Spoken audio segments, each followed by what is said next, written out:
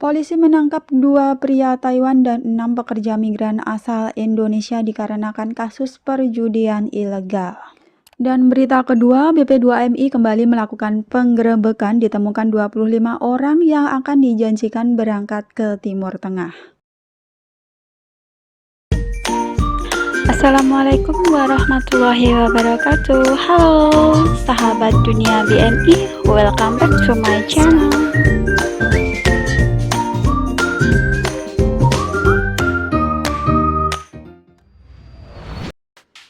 Yang jadi perbincangan hari ini baik itu di kalangan PMI maupun di kalangan warga lokal Taiwan guys, dimana polisi menangkap ya ada 2 orang pria Taiwan dan juga 6 PMI dari Indonesia itu yang melakukan perjudian ilegal. Di depan sebuah kelenteng di distrik Rente, Tainan, setiap ada mobil patroli polisi lewat selalu ada sekelompok pekerja migran asing yang berkumpul di sana. Dan setiap melihat mobil patroli selalu menghindar.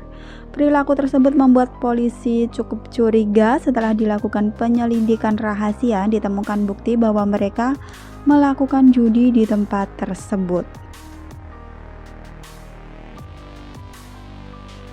Kemarin malam pada tanggal 21 Maret ada informasi mereka melakukan hal rutinitas itu lagi dan polisi yang mendapat laporan langsung bergegas ke TKP.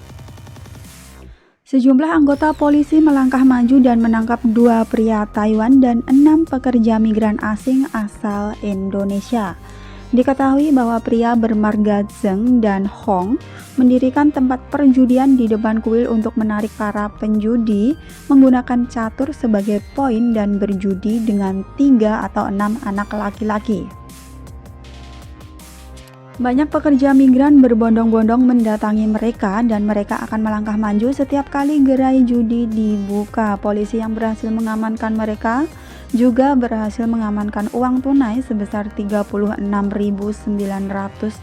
NT dolar di atas meja mereka. Dan menurut penyelidikan dari polisi guys, 6 migran yang diamankan tersebut merupakan pekerja migran asal Indonesia. Jadi teman kita guys, juru bahasa penerjemah pun disewa untuk membantu mempersiapkan transkrip dan juga interogasi. Dilaporkan bahwa 6 buruh migran tersebut atau PMI tersebut memiliki pekerjaan tetap pada siang hari dan akan pergi ke gerai judi untuk memasang taruhan setelah pulang kerja atau liburan. 2 warga Taiwan beserta 6 orang TKI itu akhirnya dibawa ke kantor polisi dengan tuduhan perjudian ilegal. Semoga buat teman-teman 6 PMI kita ini yang lagi kena masalah ini semoga segera selesai masalahnya. Semoga juga tidak berujung deportasi ataupun kena denda. Moga aja hanya sekedar diberi peringatan guys. Pelajaran baik ya buat teman-teman lainnya agar tidak sembrono saat bekerja di Taiwan karena peraturan di Taiwan itu sangat ketat. Segala macam perjudian itu dilarang ya di Taiwan karena dianggap ilegal. Yang mendapatkan izin itu cuma setahu saya Taiwan Lottery itu guys, yang pasang nomor atau kuak-kuale dan sejenisnya itu udah mendapatkan izin dari pemerintah Taiwan. Cuma yang seperti remi, terus hal-hal yang berhubungan seperti kasino itu benar-benar dilarang di Taiwan. Next berita, kemarin pada tanggal 16 Maret 2021, BP2MI yang dipimpin langsung oleh Bapak Benny Ramdhani kembali melakukan penggerebekan. Sindikat pengiriman ilegal pekerja migran Indonesia masih liar beroperasi, namun BP2MI tak henti berupaya memberantasnya. Seperti yang berlangsung pada hari Selasa kemarin pada tanggal 16 Maret 2021, Kepala BP2MI Bapak Benny Ramdhani memimpin langsung penggerebekan di 2 lokasi di Jakarta Timur, yaitu di kawasan Duren Sawit dan apartemen Basura City yang menjadi tempat penampungan calon PMI ilegal.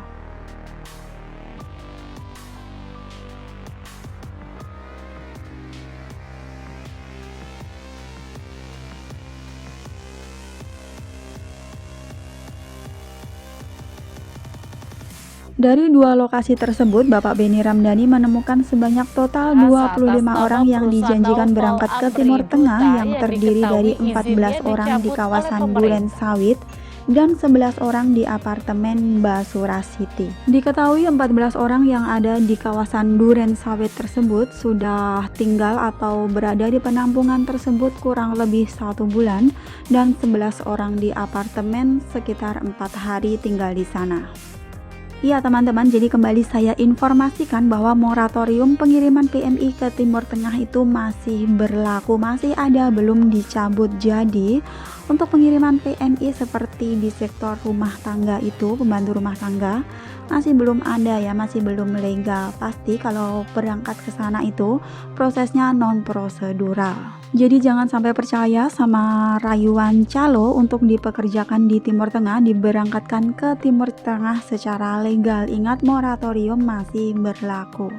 Pemberangkatan ke Timur Tengah baik itu Arab Saudi, Bahrain ataupun Uni Emirat Arab untuk saat ini di sektor PRT itu masih ilegal. Timur Tengah hari ini kita lakukan penggerebekan di penampungan, kita temukan 14 calon pekerja migran Indonesia, semua perempuan yang akan diberangkatkan ke Uni Emirat Arab atau Dubai.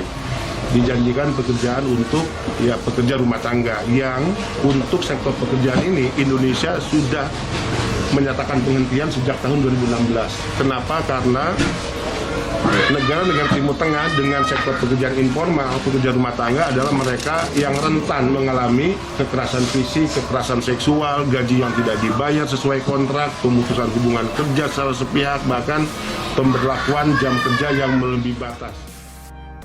Hari ini dalam FB BP2MI juga menginformasikan kalau Provinsi Lampung masuk dalam 5 besar daerah dengan penempatan PMI tertinggi di Indonesia.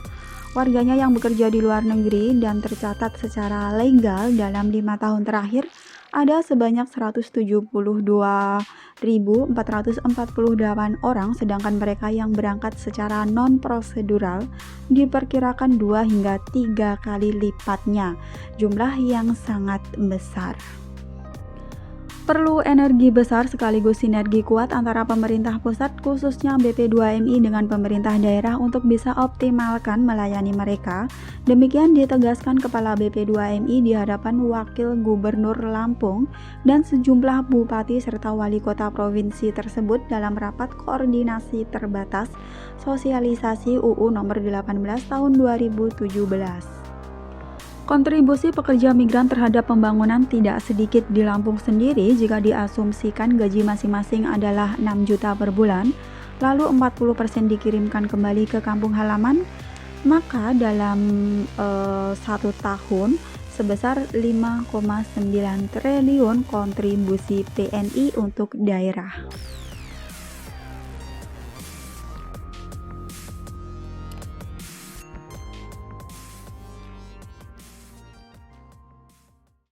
Thanks for watching and see you next video. Wassalamualaikum warahmatullahi wabarakatuh.